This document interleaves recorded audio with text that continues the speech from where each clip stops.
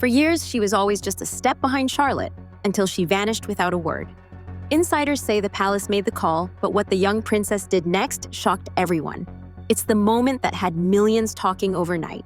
Curious? Stick around, and don't forget to subscribe for more. She had been part of Charlotte's life for as long as most people could remember. Always a few steps behind, always silent, always alert. Her name? Captain Eliza Ward. But suddenly, she was gone. No announcement, no send-off, just one quiet line in a press release. Service concluded. 7 years of loyalty erased overnight.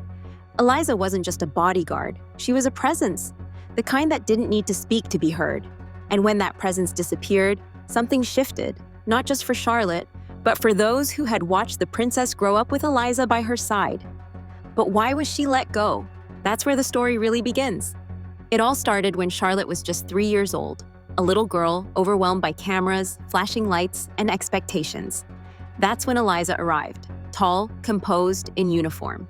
At first, Charlotte didn't know what to make of her. She clung to her mother, unsure of the quiet stranger. But Eliza knelt down, looked Charlotte in the eye, and smiled. That small gesture changed everything. Over the years, Eliza became more than a protector. She was someone who understood that Charlotte wasn't just a royal, she was a kid. A kid who loved running in the garden, being silly, and occasionally sneaking chocolate before dinner. They had a rhythm, training in private, learning how to box, not for show, but to feel strong. They'd sneak out for books and ice cream. No guards, no cameras, just a girl and her quiet guardian. Eliza gave Charlotte something rare, normalcy. And Charlotte gave Eliza something back, trust. But not everyone inside the palace saw that as a good thing. As the bond between Eliza and Charlotte grew, so did the whispers. Some staff felt the relationship was too close, too personal. And leading those quiet critiques was Lord Hensley, a senior advisor who lived by rules, ranks, and lines that shouldn't be crossed. He believed guards were there to protect, not to bond. Meetings that once included Eliza began excluding her. Reports she submitted were left unread. Her name vanished from schedules. No one said it out loud, but the message was clear. She was being pushed out.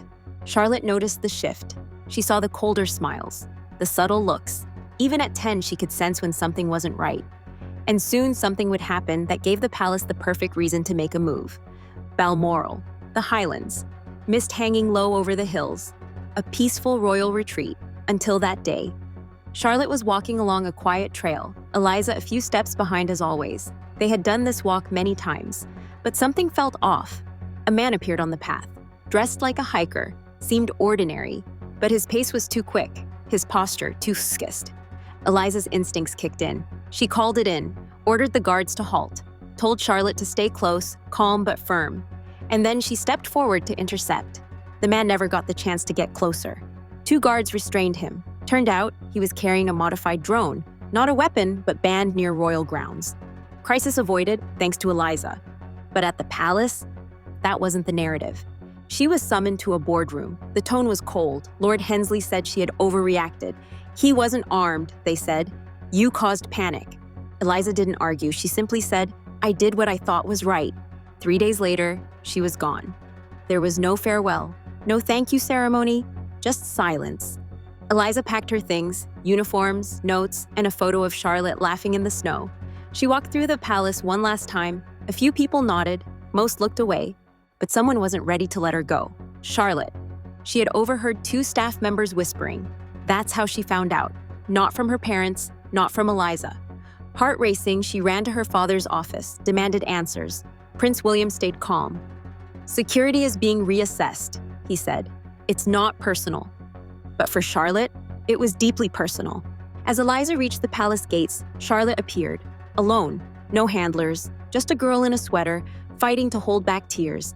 They didn't say much, just a hug, tight, silent, real. Before they parted, Charlotte gave her a wrinkled letter. At the bottom, you'll always be my hero. After Eliza left, nothing felt the same. New guards rotated in, polite, professional, but distant. Some tried to be friendly, others were robotic, but none of them saw Charlotte, not really. She retreated to her room, and she began writing, letters, dozens of them, to Eliza. Pages filled with thoughts too big for a 10-year-old to say out loud. She never sent them, just folded them up and hid them in a wooden box, one Eliza used to keep treats in. But something inside Charlotte began to shift. She noticed how often she wasn't asked for her opinion, how people made choices for her speeches, her outfits, even who she could talk to. She remembered what Eliza had once told her. You don't need permission to be yourself. And Charlotte realized it was time to stop waiting for permission. It was the biggest royal event of the year. Westminster Hall was glowing. Flags lined the walls. Guests from across the Commonwealth gathered to hear one of the youngest royals ever give a speech. Everything had been rehearsed, every word approved. Charlotte walked onto the stage in a sparkling blue dress. She looked like the perfect princess. But halfway through the speech, she paused. Her hands moved the pre-written pages aside. She looked up and spoke from her heart. She talked about someone who had taught her strength through kindness, loyalty through action.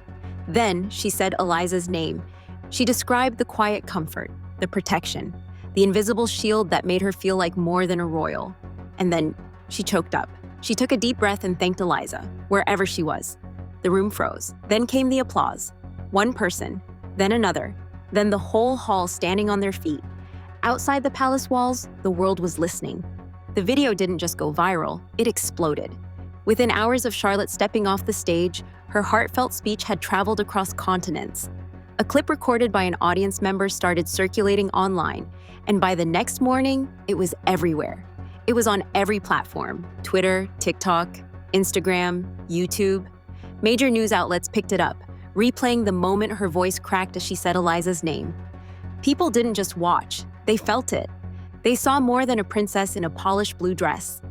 They saw a young girl opening her heart, speaking about someone who made her feel safe and seen, someone who mattered far beyond official duties. The vulnerability hit home. Comments poured in. I've never cried over a royal speech until now. She reminded me of my teacher, my coach, and my mom. The hashtag Thank You Eliza began trending globally. On TikTok, users set Charlotte's voice to soft piano music. On Instagram, fans created tribute edits showing Eliza in the background of royal events. Always present, always quiet. Viewers started analyzing old footage, noticing moments where Eliza gently guided Charlotte through crowds or stood between her and flashing cameras. Suddenly, this unnamed woman, once invisible to the world, was being celebrated as a symbol of quiet strength. But inside the palace, it was chaos. Aides scrambled to figure out how such a tightly planned event had veered off script. Some were furious. She was supposed to talk about leadership, one advisor reportedly snapped, not make it personal. Another staffer warned that it could set a dangerous precedent. What if other royals started ad-libbing emotionally charged stories? A crisis meeting was held the next morning. Rules were reviewed, speech protocols re-examined. It was a storm of formality. Yet not everyone in the palace was upset. One assistant, quietly sipping her tea, leaned over to a colleague and whispered, "It's the most authentic thing we've done in years." She wasn't alone in feeling that. Others had watched Charlotte grow from a shy girl into a thoughtful young voice. They had seen the change. Still, the official response was muted. A short press statement was released. "We commend Princess Charlotte for her words about youth leadership." That was it. No mention of Eliza. No acknowledgement of what truly made the speech go viral. And the public noticed. Commenters called the statement cold, clinical, and missing the point. Memes popped up showing Charlotte next to the word real and the palace next to robotic. But Charlotte didn't post a follow-up. She didn't give interviews or pose for follow-up pictures. She stayed silent, and yet her silence spoke louder than any press release could. Far away from the palace, in a quiet country pub, Eliza watched it all unfold. She sat alone, a steaming cup of tea in front of her. The television above the bar replayed Charlotte's speech on a news loop. Eliza kept her eyes on the screen, lips tight, but her emotions betrayed her. A single tear rolled down her cheek. She quickly wiped it away, hoping no one noticed. The bartender did, but said nothing. Instead, he placed a fresh cup of tea in front of her with a simple nod. Eliza didn't need to say thank you. She understood now. Her years of loyalty, her quiet support, they hadn't gone unnoticed. They had meant everything. Several days later, there was a knock at Eliza's door. Not loud, just a soft, polite knock that echoed in the silence of her countryside cottage. She opened it to find a delivery person holding a thick envelope sealed in gold. There was no fanfare, no camera crew, no royal seal, just a name on the front, written in gentle, neat handwriting, Eliza Ward. Inside the envelope was an invitation, not to a royal ball, not to a public event, but to a quiet, intimate gathering in London. A ceremony honoring those who had served behind the scenes, those who had protected, supported, and stayed in the background. No official speeches were listed, no media were invited. At the bottom of the letter was a single handwritten line. "I hope you'll come, Charlotte." Eliza held the letter against her chest for a long time. She didn't respond right away. She didn't tell anyone. She just sat by the window that evening, rereading the note again and again. A few weeks later, in a small event space filled with soft music and warm lights, Charlotte entered without a security detail or royal announcement. She wore simple clothes, her hair pulled back neatly. She didn't come as a princess. She came as a girl who had something to make right. Across the room, leaning casually against a wall, was Eliza. She looked the same, calm, composed, but there was a new ease to her, a softness in her expression when their eyes met. Charlotte froze for just a second, then walked slowly toward her. They didn't speak. They didn't need to. When they hugged, it wasn't quick or formal. It was long, filled with emotion. A silent understanding passed between them. "We're okay now." Later that night, in a quiet corner, they sat side by side, sharing a cup of tea and soft laughter. Charlotte listened as Eliza spoke, about the past, about moving on, and about an idea she couldn't stop thinking about.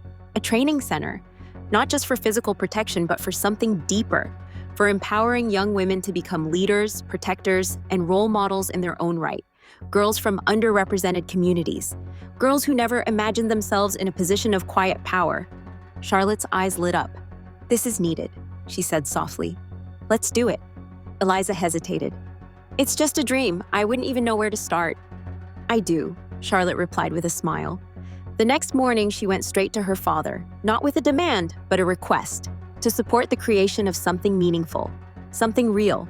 William listened carefully, and though he warned it had to stay quiet, off the public radar, he agreed. With Charlotte's quiet help and Eliza's vision, the project began. No headlines, no official endorsement, just quiet work behind the scenes. A building was secured, funding arranged anonymously, and soon the first group of trainees arrived, wide-eyed girls who had never felt seen before. A year passed. Charlotte returned, not as a guest of honor, but as a supporter. She gave a short, heartfelt talk about believing in people, even when the world tells you not to.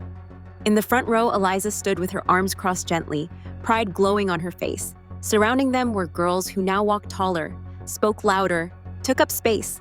This wasn't just a reunion, it was the beginning. So, what really happened? A princess lost someone who mattered. She could have stayed silent, followed the script. Instead, she spoke. Not to make a statement, not for attention, but because love and loyalty are worth the risk. Eliza wasn't just a guard. She was a protector of something deeper, of joy, of identity, of childhood. And Charlotte? She showed us what it means to lead without needing permission. She reminded us that real strength doesn't always come from titles, but from the courage to stand up for the ones who stood by us. Now we want to hear from you.